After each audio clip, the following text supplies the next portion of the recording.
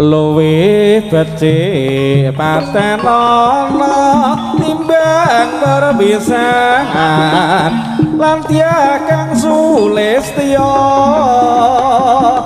tare wangi samudana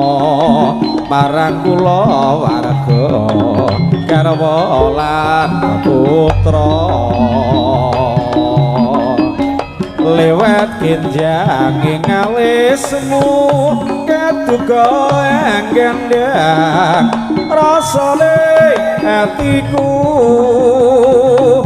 nadyan wis lingsir yosmaku aku isih mampu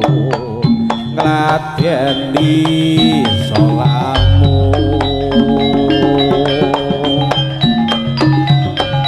monggo kowe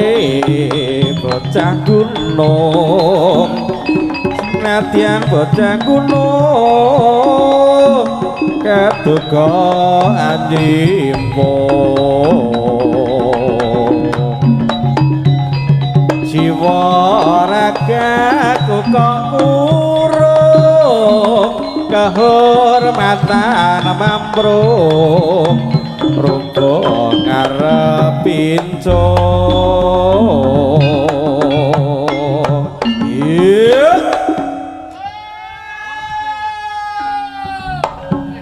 matur sembah nuwun kanca-kanca wonten siang menika kang nderekaken wandi budaya urip ana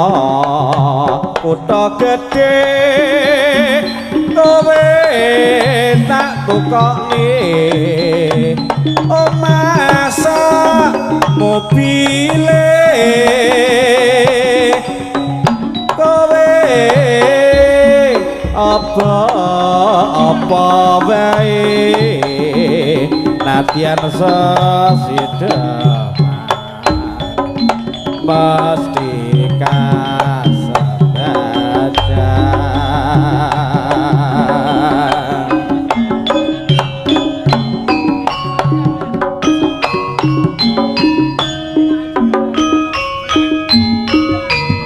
sesarengan wandi budaya lan ugi kanca-kanca matur nuwun rawuhipun wonten siang menika Jaya Baru kanca-kanca YouTuber sedaya